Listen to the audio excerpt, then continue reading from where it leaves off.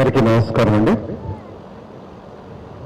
ఇక్కడ ఉన్నటువంటి వాతావరణం ఒక పుస్తకాల పండగ వాతావరణం. పండగలో ఏకాగ్రత కాస్త తక్కువ ఉంటుంది, వినోదం పాత్ర ఎక్కువ ఉంటుంది. కానీ మనం ఈరోజు ఇక్కడ ఆవిష్కరించుకున్నటువంటి పుస్తకం పంజరం. ఈ పుస్తకంలో ఇందాక పెద్దలు చెప్పినట్టుగా హృదయాన్ని పిండి వేసే సంఘటనలు ఉంటాయి. ఆలోచనలను 50 సంవత్సరాల వెనక్కి, 100 సంవత్సరాల వెనక్కి తీసుకెళ్ళి రాబోయే 50 సంవత్సరాల్లో ఈ సమాజం ఏం కాబోతున్నది అనే మథనని మనలో కలిగించేటువంటి ఒక బలమైనటువంటి పుస్తకం ఈ పంజరం. ముందుగా మనం ఇన్ని వేల మందికి పుస్తకాలను పరిచయం చేస్తున్నటువంటి ఈ పుస్తకాల పండగకి మనందరం జేజేలు చెప్పుకుందాం. అలాగే తెలుగు, సంస్కృతం 2 భాషల్లో అపారమైన పాండిత్యాన్ని పొంది పదకోశాలు, నిఘంటువులు రాసినటువంటి రబ్బా శ్రీహరి గారి పేరున ఈ వేదికను నిర్వహిస్తున్నారు. అందుకు మనందరం ఆయనకి కృతజ్ఞతలు చెప్పుకుందాం, ధన్యవాదాలు చెప్పుకుందాం. ఇటువంటి ఒక పదం వాడతాను, పవిత్రమైన అనేటువంటిది. అది సాహిత్యంగా పవిత్రమైనటువంటి పని కనుక పవిత్రత అనే పదాన్ని నేను తీసుకుంటున్నాను. ఆ కార్యక్రమంలో నన్ను కూడా భాగస్వామిని చేసినందుకు పూర్ణిమ గారికి హృదయపూర్వకంగా ధన్యవాదాలు చెప్తున్నాను. మీకు ఆశ్చర్యం కలగవచ్చు, స్టేజ్ మీద ఉన్నటువంటి పెద్దలు వీరభద్రుడు గారితో కానీ పూర్ణిమ గారితో కానీ నాకు వ్యక్తిగతమైన పరిచయం లేదు, సాహిత్య రూపంలో పరిచయం. ఎందుకంటే చిన్న వీరభద్రుడు గారు ఈ పుస్తకాన్ని ఆవిష్కరిస్తున్నారంటే ఆయన్ని చూడటానికి కూడా నేను వచ్చానని మీకు మనవి చేస్తున్నా. కేంద్ర సాహిత్య అకాడమీ గ్రహీతే కాదు, ఆయన పుస్తక సమీక్షలు కాదు, సాహిత్య సమీక్షలు, ఆయన సాహిత్యానికి సంస్కారాన్ని నేర్పినటువంటి రచయిత. ఆ పుస్తకమే ఉంది మీకు. సాహిత్యం నుంచి మీరు ఏం నేర్చుకోవాలి అది నేర్పారు ఆయన. వచనం ఇంతగా ఉంటే ఆయన కవిత్వం మరిన్ని ఎత్తులకు వెళ్ళినటువంటి కవిత్వం రాశారు.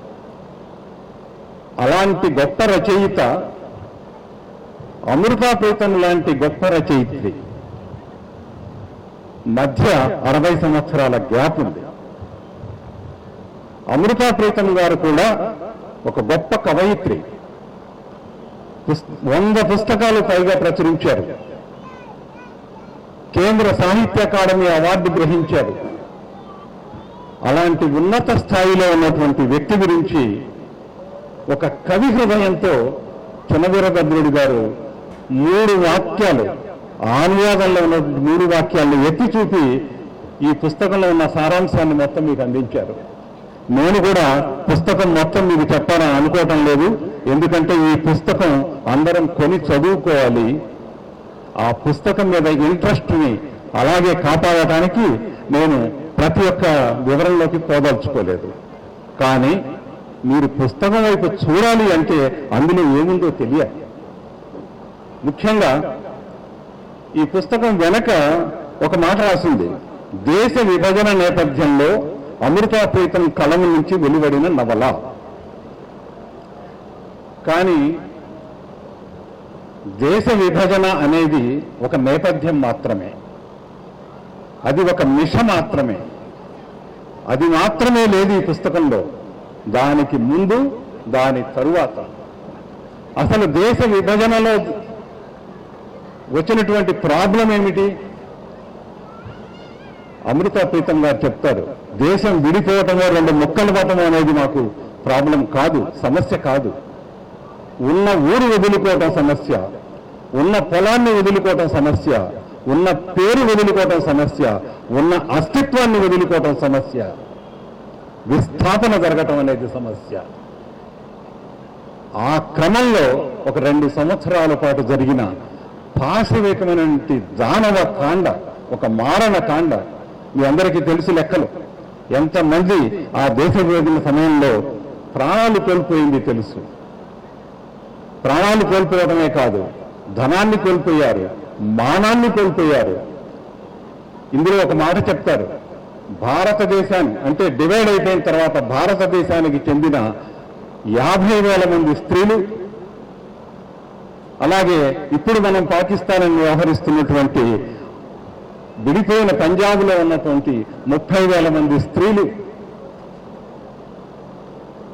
చెప్పరాని బాధలకి లోనయ్యారు అనేటువంటిది అమృత ప్రీతం మనకి ఈ సమయంలో గుర్తు చేస్తారు. అయితే ఇక్కడ మనం జాగ్రత్తగా గమనించాల్సిన విషయం అంటే మానభంగాలు, ప్రాణభంగాలు ఒక మనిషిని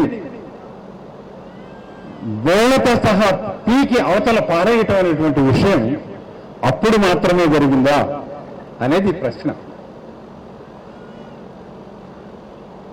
అందుకనే నేను అన్నాను, దేశ విభజనకు ముందే ఉన్నటువంటి మూలాలు మతపరమైనటువంటి విభజనలు, మగ పెత్తనం వల్ల, పురుషాధిక్యత వల్ల సమాజంలో ఏర్పడుతున్నటువంటి కొన్ని ఆచారాలు, వీటన్నింటి యొక్క మూలాలని అమృత ప్రీతం మనకి ఎత్తి చూపిస్తారు. అక్కడ మనం చూసినట్లయితే సమస్య ఈ నవలలో కథానాయికి అని చెప్పబడుతున్న పూరో ఆవిడని బలవంతంగా ఒకళ్ళ ఇంటి నుంచి ఎత్తుకెళ్ళిపోతారు. అంటే మన ఇప్పుడు ఇంగ్లీష్లో మనం చెప్పాలంటే అబ్డక్షన్, ఎత్తుకెళ్ళిపోవడం, కిడ్నాప్ చేయటం. అలా ఎత్తుకెళ్ళిపోయినప్పుడు ఆమె తల్లిదండ్రులు కూడా ఆమె తిరిగి వస్తే స్వీకరించరు. ఎందుకని? ఒక మగవాడి రక్షణలోకి వెళ్ళిపోయింది. ఎంత పవిత్రమో పవిత్రమూర్తి అని చెప్పుకున్నటువంటి సీతమ్మను కూడా అగ్ని పరీక్ష చేసిన తర్వాత మాత్రమే రాజ్యం స్వీకరించింది. అలా ఈ అమృత ప్రీతం గారి నవలలో ఏ అమ్మాయినైతే ఎత్తుకుని వెళ్ళిపోతారో అక్కడ ముస్లిం వ్యక్తి ఎత్తుకెళ్ళిపోతాడు, ఎత్తుకు పోబడింది హిందూ యువతి.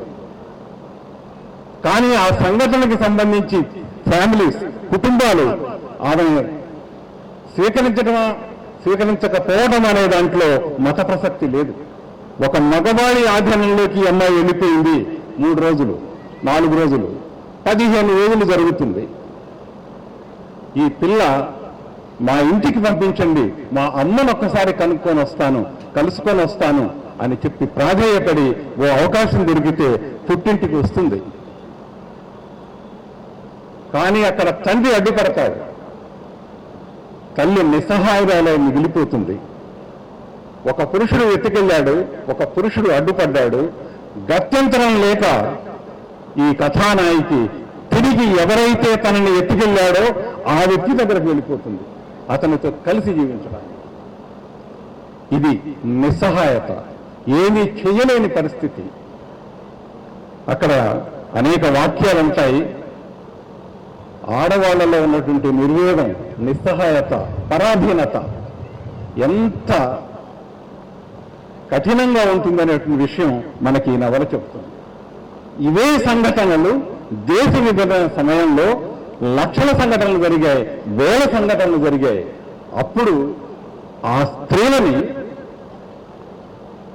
అంటే మనం మామూలు భాషలో మాట్లాడినప్పుడు మానం కోల్పోయిన స్త్రీలు అంటున్నాం కదా, ఆ మానం కోల్పోయినటువంటి స్త్రీలని భారతదేశం నుంచి ఇక్కడికి వచ్చినటువంటి ముస్లిం స్త్రీలని, అంటే హిందువులు చెరచగా మానం కోల్పోయిన ముస్లిం స్త్రీలు, వాళ్ళని పాకిస్తాన్ తీసుకువెళ్ళారు.